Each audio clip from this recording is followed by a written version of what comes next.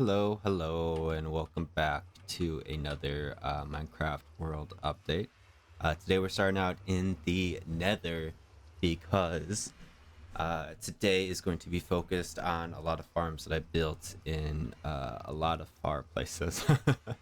So, kind of starting off today's episode, I guess we can do the Nether tunnel I did here. Uh, I really like this design. This netherwood was kind of a pain to do to get though. So that's something in the future to be guess mindful of. But I think the minecart ride's pretty cool, so I kind of want to take you guys through that real quick.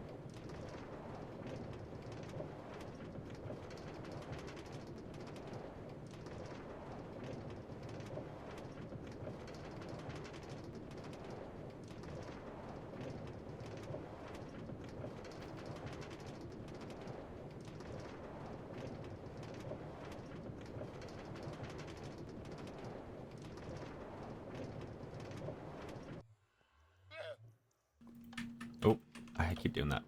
Yeah, yeah. Such a cool trip that a llama and a wandering villager decided to meet us over here. So yeah, if we go through this first portal, this will be our first farm. So let's get to it.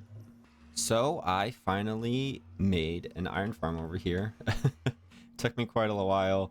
Um, this design is by Voltrox. I'll have it linked below. It's a little bit different to his design. His is more ground level, where the iron golem spawn. I thought it was cool if I kind of built it up in the air, and I think it does look cool. So I'm happy I made that decision. We'll kind of go over here and take a look at how well it's been doing. I have been pulling iron from this, so there's a lot more poppies in it than iron. Normally that's not the case, but it works pretty well. This is kind of looks like above, pretty standard stuff. You just have zombies constantly scaring villagers, and then they will spawn iron golems. They do need to be sleeping within 20 minutes, and I don't think they have been, so it might not be a runner right now, but it runs really well when that is happening. And then kind of surrounding this area, I do have a giant hole. I plan to one day be able to look out from over here and just see nothing. So I want it to be, I think it's going to be about 12 chunks deep on either end, and then all the way down to bedrock. I think that would look really cool. So we'll see if I go along with that, because that's a lot of work, but the resources will be good. And then I also have my cow pit here. And if you have been watching any of my other videos, this is from my magnum opus, Minecraft. But it's an hour, and I think it was what, like 16 minutes of grass growing. That's what that was for. That's why I did it. I guess. I thought it was cool too. I don't know, to just watch grass grow. That's what I do with my free time. So yeah, that's what we have going on over here. Some pretty cool stuff, and I will see you guys at the next farm.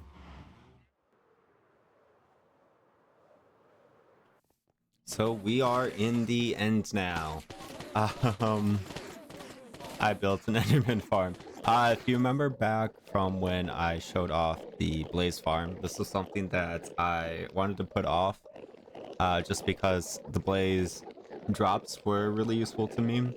But since I was doing bigger and bigger projects, and my tools were just being eaten up by those, they are a little bit slow to repair with the Blaze farm, so I decided to make an Ender farm. This is kind of a, uh, I guess you could say, a designed by me. It's more of like a known knowledge thing. I can't remember where I learned this from, unfortunately. I'd love to give credit to them.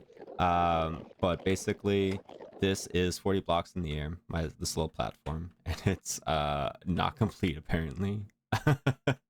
But the idea is that Endermans spawn up here, and there's an Endermite in this minecart here, and Endermen hate Endermite, so they will attempt to attack it, but instead they will just fall down where they become one shot, and then I just can take my sword and swipe at them, and yeah, these are just really efficient XP farms, no matter how you build them, just because Enderman drops so much XP, and you can get so much to spawn at once. So pretty cool stuff. That's all that's here. I do have an idea on how I want to upgrade this in the future. This is a little bit temporary, but I'm excited to kind of see what else I can do with this. So that's all for it on this for now. So we are now on the roof of the Nether for this Froglight Farm. This design is by Radical Elder.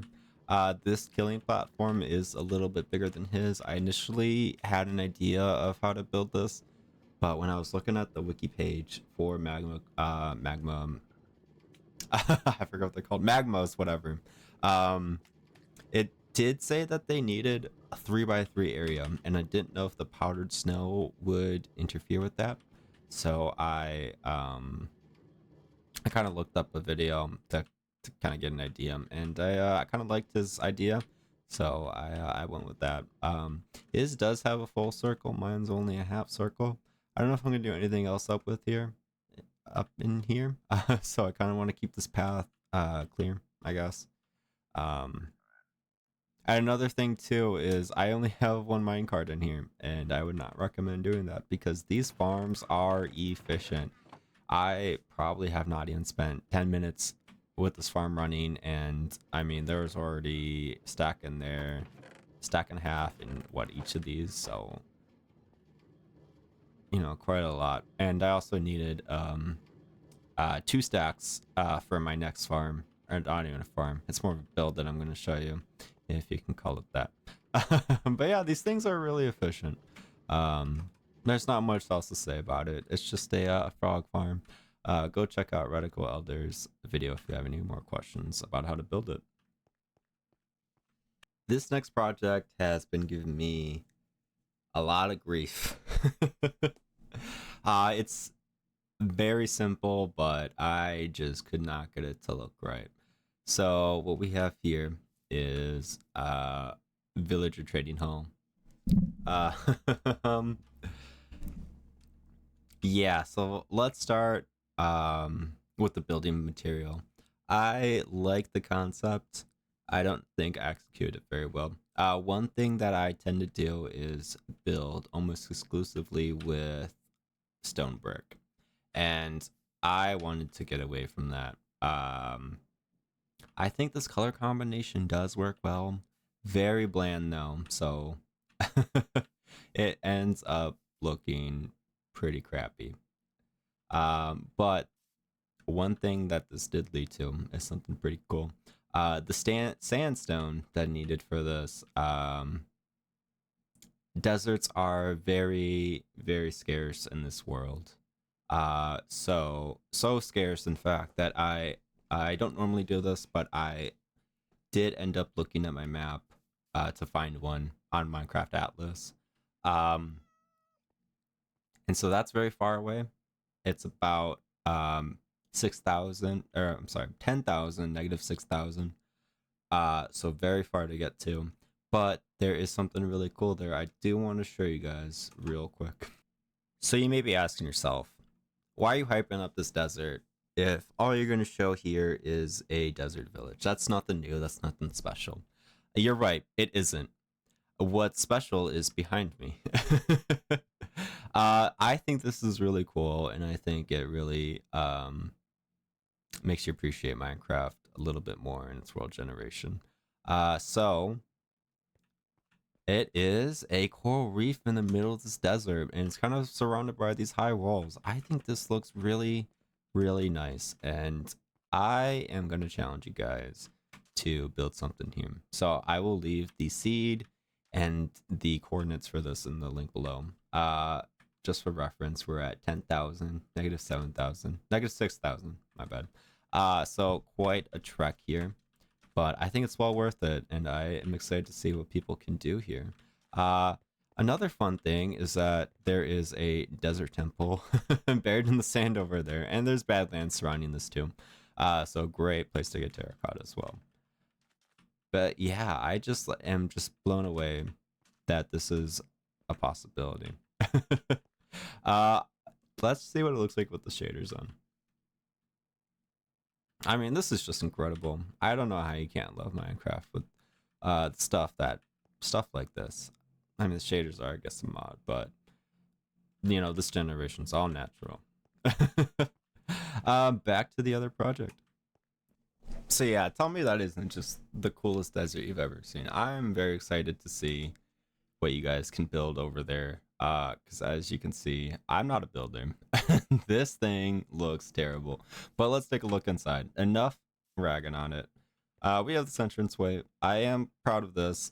I think this part looks pretty cool.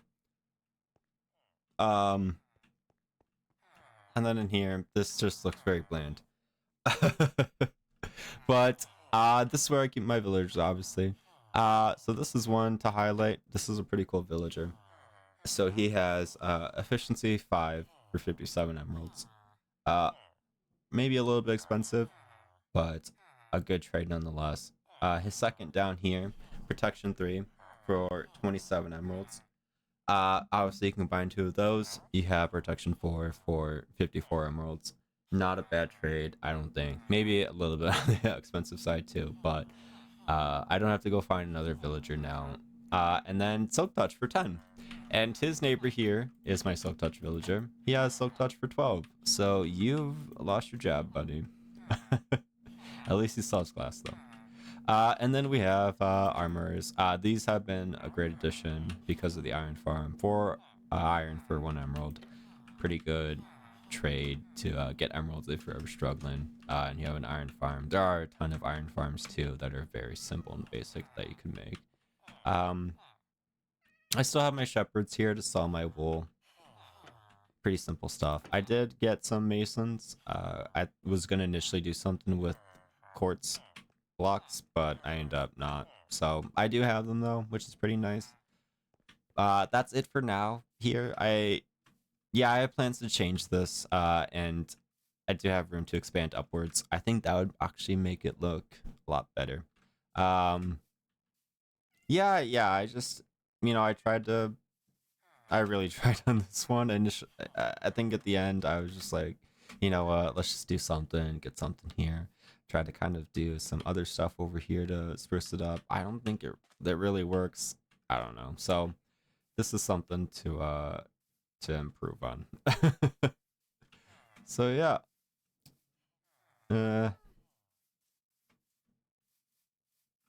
Next project.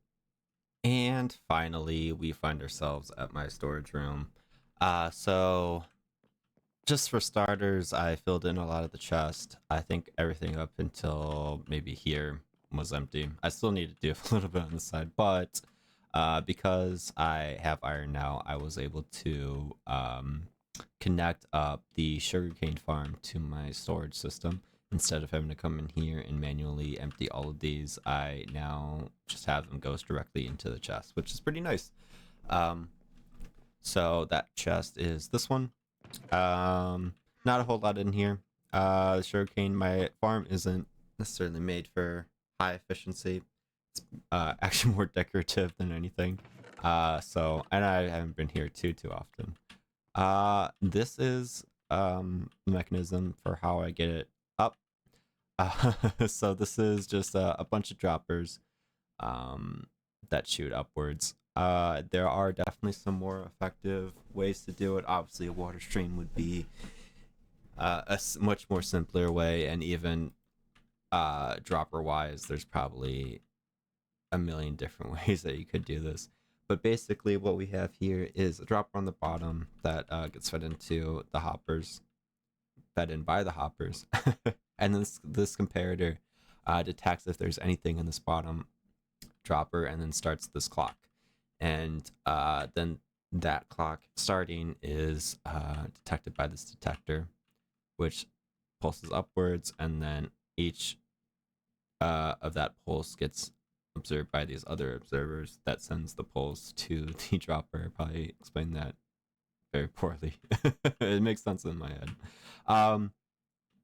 One thing about this clock is that this timing is important. It needs to be one of these repeaters has to be at least 2 ticks. Otherwise, items do get stuck in here. Um,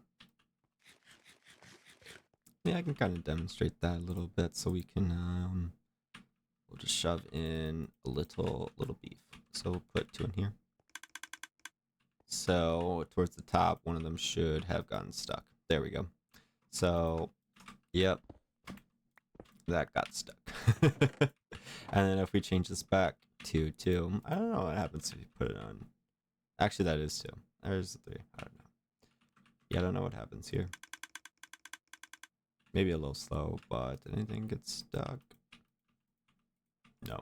So you at least need 1 extra tick of delay on it. I think I put in wood. I don't know. Yeah, I think I did. Nothing got stuck though, which is the important part.